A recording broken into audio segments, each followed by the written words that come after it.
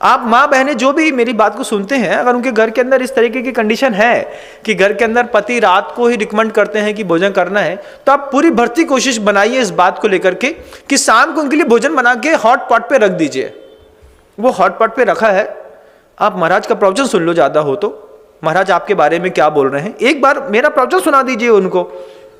वो प्रवचन सुन लेंगे शांति के साथ, हो सकता है उसके बाद उनकी चेतना जाग जाए। अगर फिर वो जैन नहीं है तो भी कुछ और है।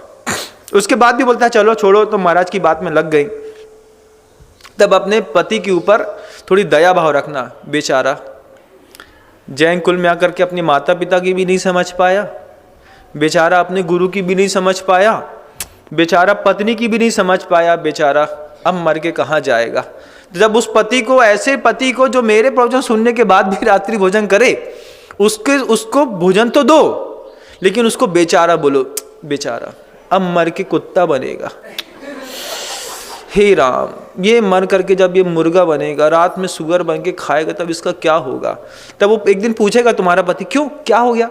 हम तो ये सोचते हैं कि जब तुमने अपने माँ बाप की नहीं सुनी, अपने गुरु की नहीं सुनी, धर्म की नहीं सुनी, हमारी नहीं सुनी, तब तुम्हारे पास सुनाने के लिए कुछ बचा नहीं। हम तो बस तुम्हारे पास दया कर रहे हैं कि तुम गुरुओं का उपदेश सुनने के बाद भी रात्रि भोजन नहीं छोड़ रहे हो।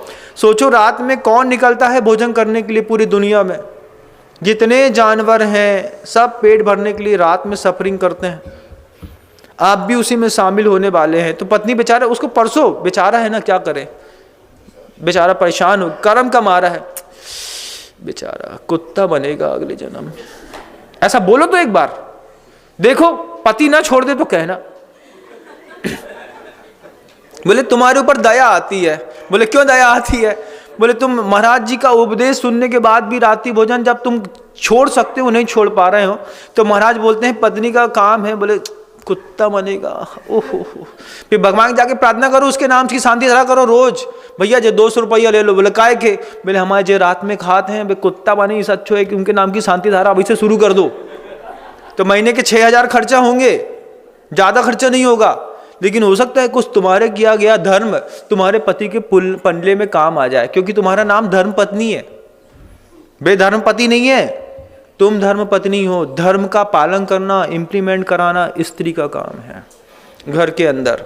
बाहर आएगा तो गुरु का काम है। आपको मेरी बात समझ में आ रही है। दुनिया भर के लोगों को सुनाइएगा, जिनके पति रात में भोजन करते हैं उनसे बोलिएगा एक बार ये वाला प्रवचन थोड़ा सा टीवी में लगा दो, स्क्रीन में, स्मार्ट टीवी रहती है ना, यूट्यूब से कनेक्ट हो जाएगी वाईफाई से, सबको सुनाओ एक साथ। और जितने पति रात में सिंगाड़े का भजिया, रबड़ी, मलाई मसकते हैं, इन सबको बताओ कि ये सब क्यों तुम मांगते हो, दे तो देंगे हम, लेकिन बेचारा कुत्ता बनेगा। जब ऐसा बोलोगे, जब तुम ऐसा करोगे, तब ये इनके मन के अंदर ये बात झंकृत होगी कि मैं जैन हूं, मुझे रात में नहीं खाना है, मैं जैन हूं, मैं रात्रि भोजन का त्याग है, मैं अहिंसा धर्म का पालन करूंगा। फिर उनको समझाओ, फिर उनसे बोलो देखो तुम्हारी मजबूरी है, हम शाम को भोजन बना के रख देंगे, अब तुम आते में लेट हो जाते हो, नहीं हो पाता है तो ये कर लो, हो सकता है तो दुकान में टिफिन भेज दो, नहीं हो पाता है तो दिन का बना कम से कम रात को खाने के लिए बोलो भैया ये 2 पराठे खा लो, तुम कोई बुराई नहीं है, लेकिन घर के अंदर रात में कढ़ैया तो मत चढ़वाओ। ये रात में कढ़ैया चढ़ाने की सिस्टम जो जैन समाज के अंदर चल पड़ा है, इतना भयंकर चल पड़ा है बंधुओं। महिलाएं रात को 11 बजे तक परिवार की सेवा करते हुए कढ़ैया मांजते मांजते अपनी पूरी जिंदगी नर्क करके बैठी हैं। उनके कोमल हाथों में इतनी दरारें पड़ गई हैं ईंटा से मांजते मांजते, और पति को उसमें आनंद आता है। सोचो थोड़ा सा संसार का सुख पाने के लिए एक आत्मा ने जो स्त्री की पर्याय में बैठी है, पूरे के पूरे दिन को कैसा ठंडा कर दिया। सुबेरे 5 बजे से ठंडे पानी में हाथ डालती है, रात को 11 बजे तक कढ़ैया चौंका से बाहर नहीं निकलती। कभी उसके पास ये चिंतन की शैली नहीं आई कि मैं चिंतन करके सोचूं कि मैं क्या सोच करके क्या पाने के लिए आई थी और कैसे यहाँ पे आके फंस गई।